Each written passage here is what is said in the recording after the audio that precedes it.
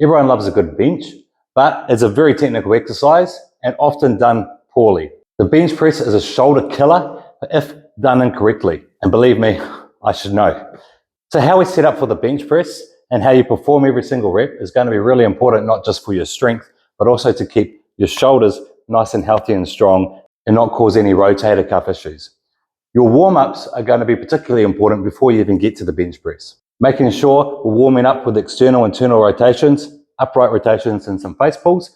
Basically what we want to look at is what muscles are we using to perform this exercise? Well, we're going to use our pecs as our primary movers. We're also going to use our triceps. However, supporting muscles are going to play a major role in this as well, with our deltoids, front, rear and side, and our lats. Lats, you say? Yep, absolutely. We want to make sure our lats are ready to work before we get on the bench press. We know, based on research, that if you prime your muscles that you're going to use, primary, secondary, and supporting muscles before any exercise, your performance in that exercise is going to be greatly increased. So how do we set up for the bench press? Well, we're going to come in, align ourselves up with the bar. I want my eyes looking just past the bar, so we're not down here, but we're nice looking over top of the bar. You'll often see people in powerlifting create an arch through their back. Look, if you can't arch your back really well, don't worry too much about it, but the technique still needs to be done.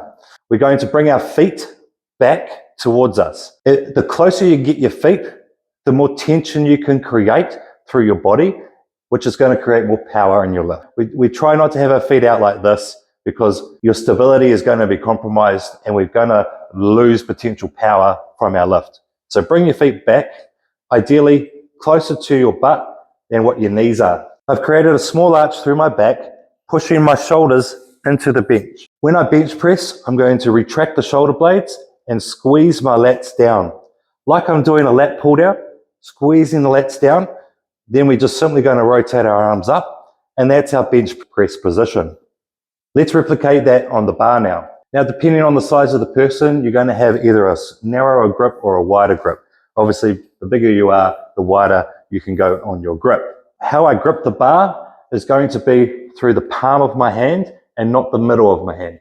So I'm going to align the hard parts of my palm with the bar, wrapping my thumb just underneath and my fingers over top. From here, we're pushing up above our head and then bringing it out to where our starting and finishing position will be on the press. So we're not starting like this,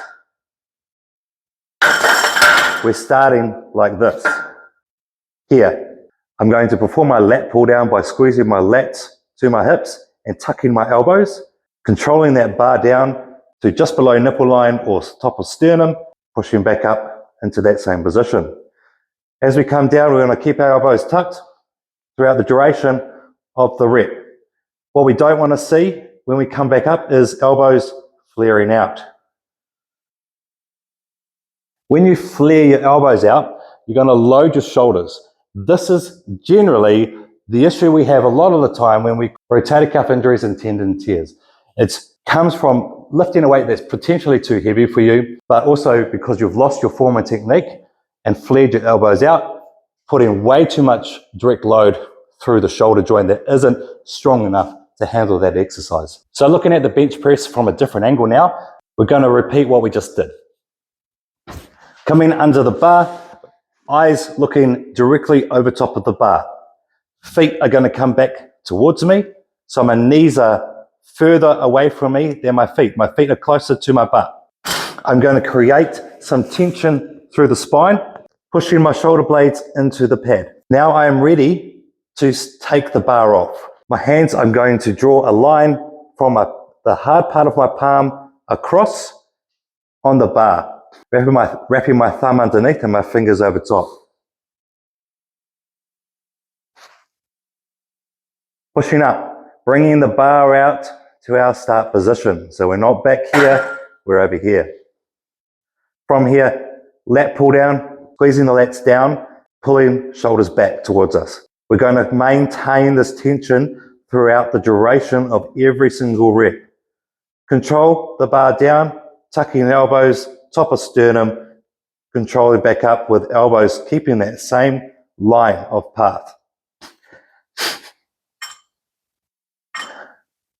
Don't reach For more range, this will flare your elbows as well.